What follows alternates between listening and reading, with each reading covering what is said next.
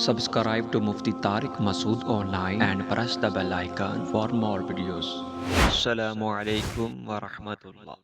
محمد رضوان سیالکوٹ سے یہ بھائی سوال کرتے ہیں کہ کیا عشاء کی مختصر نماز پڑھی جا سکتی ہے کیونکہ میری مزدوری بہت سخت ہے۔ اللہ اکبر۔ اور سخت کام کی وجہ سے تھکاوٹ ہو جاتی ہے اور پھر 17 رکعاتیں پڑھنا انتہائی مشکل لگتا ہے۔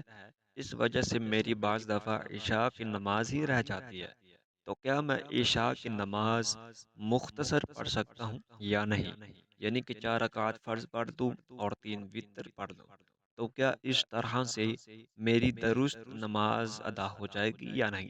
برائے مہربانی رہنمائی کر دیں۔ بھائی نے بہت اچھا سوال کیا ہے اور پھر ساتھ تفصیل بھی بیان کر دی ہے، جو کہ ایک اچھا انداز ہے سوال پوچھنے کا۔ اللہ بھلا کرے بھائی کا۔ بھائی کا سوال ہے کہ کیا عشاء کی مختصر نماز پڑھ سکتی ہیں؟ دیکھیے، عشاء کی ٹوٹل 17 رکعتیں ہیں، یعنی کہ 4 سنت غیر مؤکدہ، 4 فرض، اور پھر فرضوں کے بعد 2 سنت مؤکدہ، پھر 2 نوافل، پھر 3 وتر، اور وطروں کے بعد پھر 2 نوافل، اور یہ ٹوٹل 17 رکعتیں بنتی ہیں۔ اب ان میں سے جو سنت غیر مؤکدہ ہے، یعنی کہ 4 رکعت سنت غیر مؤکدہ جو فرضوں سے پہلے پڑھی جاتی ہیں، یہ سنت اور جو نوافل ہیں، اور نوافل کی بہت بڑی فضیلت بیان کی گئی ہے۔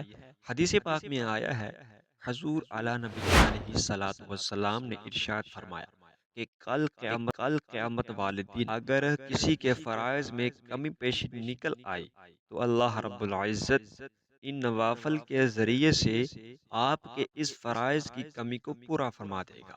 تو لہٰذا نوافل پڑھنے کی بہت بڑی فضیلت و برکت ہے، لیکن اگر کوئی بندہ چھوڑ دیتا ہے تو گناہ بھی نہیں ہے۔ یہ نہیں کہا جا سکتا کہ آپ نے بھائی نوافل پڑھے نہیں، آپ کی نماز ہی نہیں ہوئی، ایسا نہیں کیا جا سکتا۔ سنت غیر مؤکدہ اور نوافل پڑھیں گے تو اجر و ثواب بھی ملے گا، اگر نہیں پڑھیں گے تو کوئی گناہ یا عذاب بھی نہیں ہے۔ باقی جو 4 رکعت فرض، پھر فرضوں کے بعد 2 رکعت سنت مؤکدہ، یاد رکھیے یہ جو سنت مؤکدہ ہیں ان کا پڑھنا انتہائی ضروری ہے۔ ہاں، اگر کبھی کبھار طبیعت خراب ہے، سفر میں ہے، تو بھی ایک الگ بات ہے۔ اگر بغیر کسی شرعی عذر کے آپ چھوڑنے رہنے کی عادت بنا لیتے ہیں تو پھر یہ ٹھیک نہیں ہے، یہ عادت قابل ملامت ہے، اور ایسے شخص کے بارے میں علماء کرام کی رائے یہ ہے، جس پر فتویٰ ہے کہ کل قیامت والے دن ایسا شخص رسول اللہ صلی اللہ علیہ وآلہ وسلم کی شفاعت سے محروم رہ سکتا ہے جو سنت موقدہ کو چھوڑتا ہے۔ تو لہٰذا سنت موقدہ کو ہمیشہ ہمیشہ کے لیے نہ پڑھنے کی عادت بنا لینا، یہ بات انتہائی نامناسب ہے۔ تو کم از کم 4 رکعت فرض، 2 رکعت سنت، اور 3 رکعت وتر، ان کو تو آپ لازمی ادا کریں۔